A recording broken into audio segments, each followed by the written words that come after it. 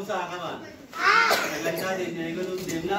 Kabajamtoota keessummoota keenya kan dhiiraa kan dhalaa qophii teenya ta'arraa kana kabajanii waamicha keenya kana kabajanii gurguruu keessaniif baay'ee maqaa kiyyaa fi maqaa mana barnootaatiin baay'ee gammadeetiin jira.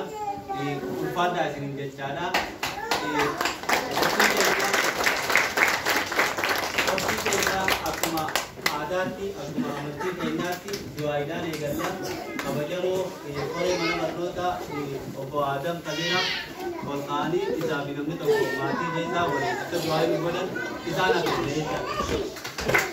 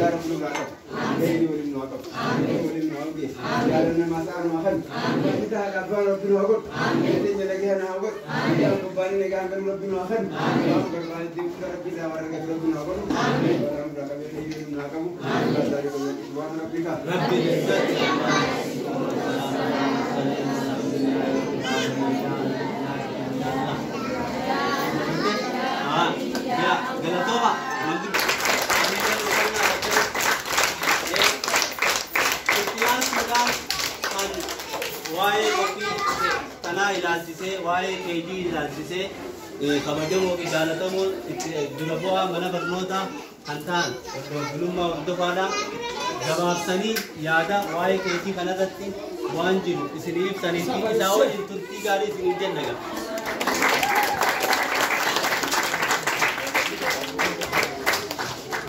Akkam bultan?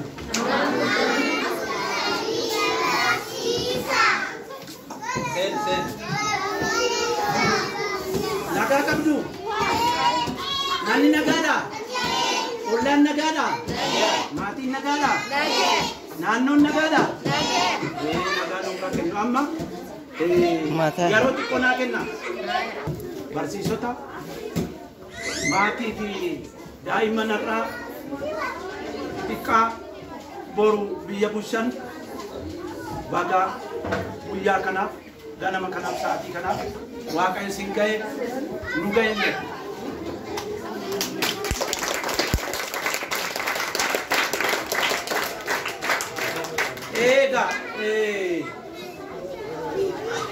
Jalqabni waan hundaa bakka kanadha. Yeroo baay'ee oolmaa daa'immanii yeroo dubbatamu wanni kun bu'uura. Kanaaf haasofsa hedduun qabu. Wanni guddaan yeroo nama keessa jirru kun yerootti sa'aatii baay'ee haasonu yerootti sa'aatii baay'ee ta'an otoo hin taane waan xiqqaa dubbannee waa hedduu hojjechuudhaan walii galuudhaan maaliif amma warri dhuftan maatiis ijoolleenis daqiiqaa muraasa yeroo dubbadhu yeroo naa kenna maaliif jennaan amma inni kun yaada walii kenninu kana keessatti waan walirraa fudhannu jira. Amma ijoolleen irratti xiqqoo argitan kun egaa seeruma uumamaati nuti dulloomaa jirra. Ijoolleen kun immoo boru barsiisota injiinaroota mana ijaaranii waan hunda godhanii warra xiyyaara oofanii warra nama yaalanii warra biyya eegan waraana ta'anii kana hunda mana kanarraa bakkuma kanarraa asumaati hojiin guddaan hojjetama jechaadha. Amma kanaaf akka jalqabaatti bareedaadha. Bara dhufu immoo yoo Waaqayyo jedhe maatiirraa kan barbaachisu maali? Barattootarraa mana barumsaarraa waan barbaachisu maali isa jedhu amma yeroo qabnu fakkaataa qabnu hundamma sa'aatii kanatti namoonni as ta'an kun waa'ee qormaata waliigalaa 2015 barsiisaan hundi namaa kun amma hojiidhaan yeroo qabamaadha. Amma yeroo isinirraa fixuun barbaadu akka jalqabaatti baay'ee bareedaadha. Gara fuula duraattis warri bakka gurguddaa jedhanii waaqa guddaadha malee namni guddaan hin jiru. Namni guddaa yoo jira laata jennee wal gaafanne immoo yaada namaa guddaadha. Yaadni namaa guddaa jechuun immoo biyya jaalachuudha, saba jaalachuudha, nama ofii jaalachuudha, isa kanarratti hojjechuudha. Yeroo dhalannu lafa kanarratti keessummaadhaa xiqqoo turree deemna. Barabaraan waan barabaraan jiraatu Waaqayyo qofa. Hamma jirrutti immoo waan xiqqoo tokko hanga humni keenyaaf yeroon keenya beekumsi keenya bira ga'e buufnee darbuun dirqama nama hundaa ta'ee yaada. Kanaaf egaa amma har'a hunda keessan jalaa yeroo fudhachuun barbaadu ulfaata kabajamaa bakka nagaan dhuftani hedduu isinirraa gammadeera. Anillee gammadeera. Barsiisotaafis hundaaf nagaa fi badhaadhina sirriin sin yaa'u badhaadhina afaan eeguun taane badhaadhina ulfaata. Berapa mana barnoota baay'ee galateeffannaa itti aansuudhaan barattootaatu faaruu gabaabtuu takka qabaan barattoota garee zikiraadhaan barattoota garee zikiraa sudatti as ba'e sana dura barsiisota keessaa yaada barattoota garee zikiraadhaan dafa as ba'a dafa as gabaabaadha. Ini nak kajol liman kat. Warra ala jiru sana durabbatina. Ini nak. Yes. Ini nak. Abale.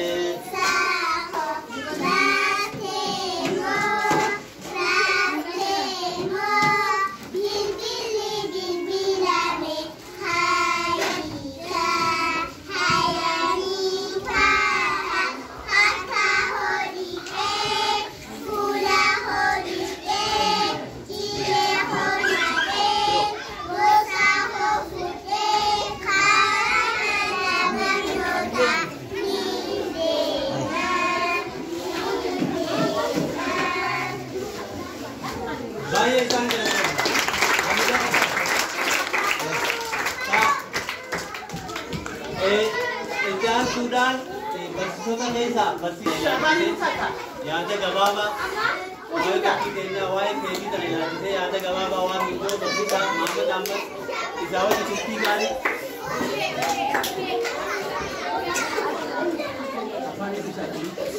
akkam guddaa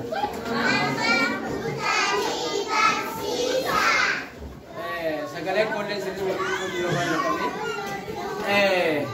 gullee tanaa baga guyyaa kabajamaa guyyaa irraatiin ga'ee jechuun barbaada.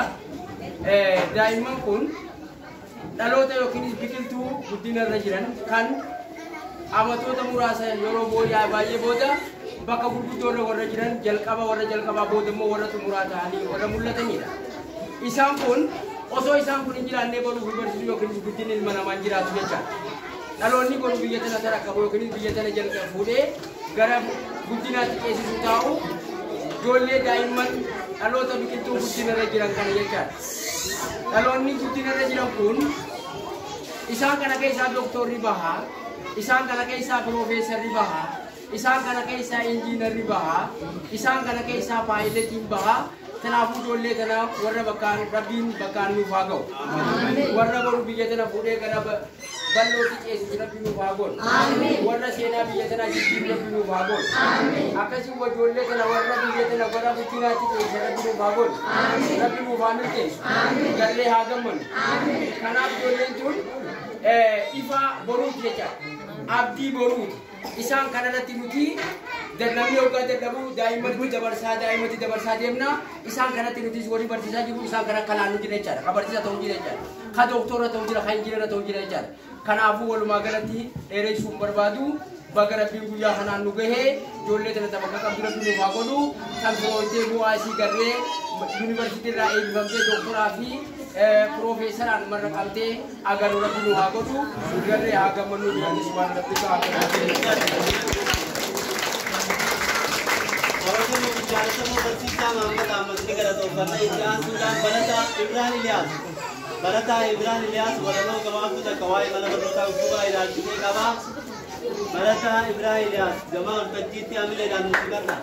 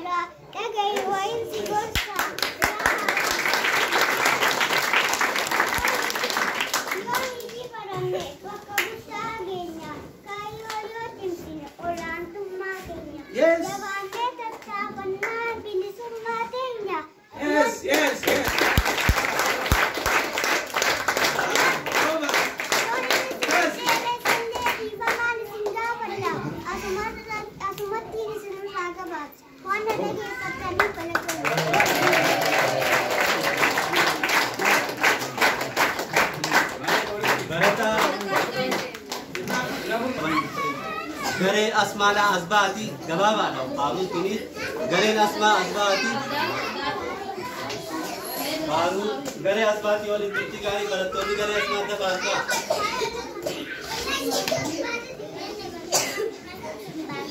enjo udah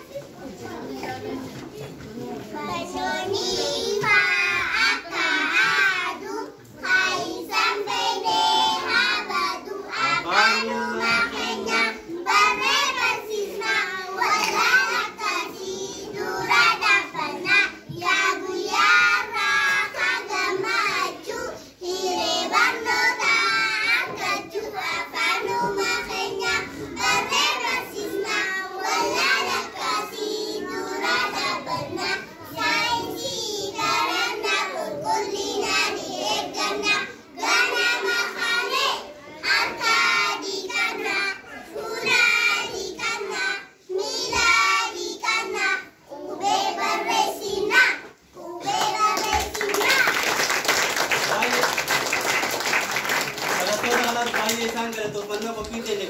bahagia jirti ofsan muftura barattoota garee khalifaadha barattoota garee khalifaadha baasbaadha baasni barattoota garee khalifaa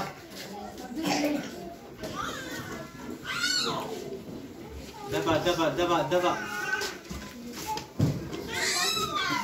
aye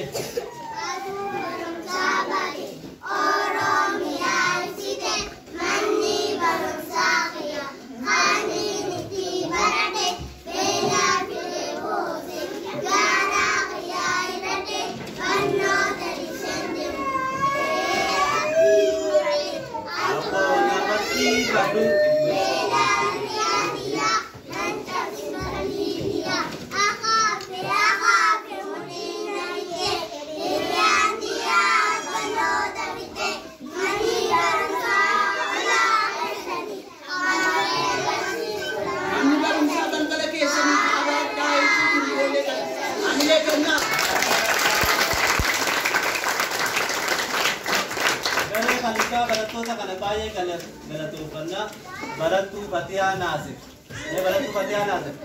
Barattuu Fatihaa Naasir kuni ganama yoo dhageessan makarafoona miidiyaa irraa istiidiyoo keessa seentee dhangalamuun hojii dabarsitu isii tana laatana hojii dubbachaa oolu. Akkam gostan barattoota orraafannaan mallattoo dadhabinaati ganamaan ka'aatii daftara keessa ganama barnootaa koottaa jetti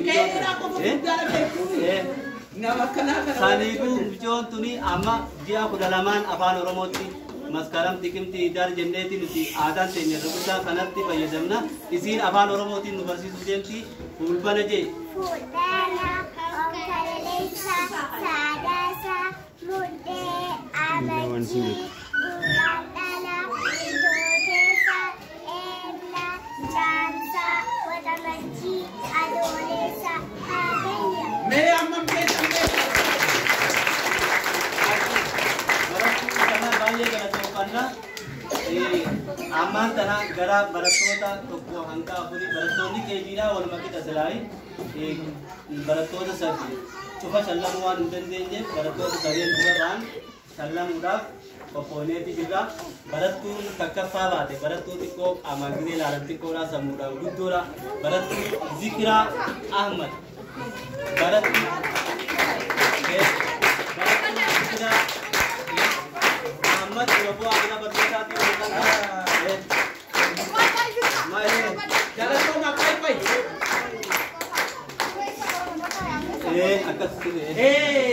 gaariidha namni bakka tokko dursu hoogganaan akkuma aadaa biyyaatti beekameera ani immoo yoo aangoon sun na ayyamame barsiisonni daa'ima kana tajaajilaa turan barsiisaa Eeliyaas irraa qabanii sadan isaanii yoo ta'u naa badhaasanii baay'ee natti tola. Barsiistuu harka dhaaka faayoo barsiistuu faayoo oottu kanni harka dhaa hin dadhabin namaan.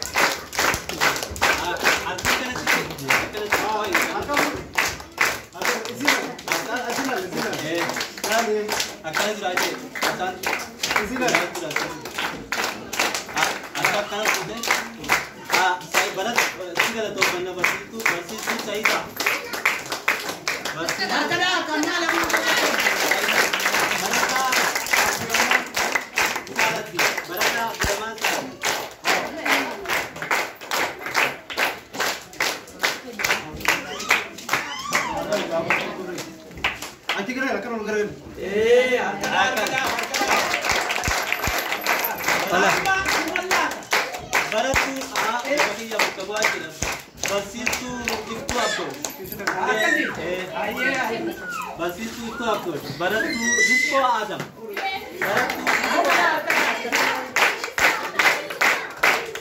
Baratu Rizko Adam.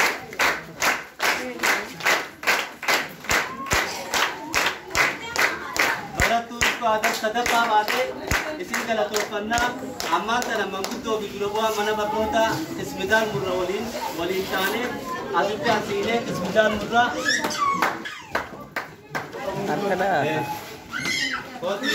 berat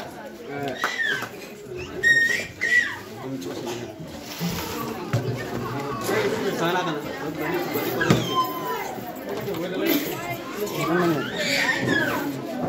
Tinne. Dari bakka. Waitin. Isu sih gas.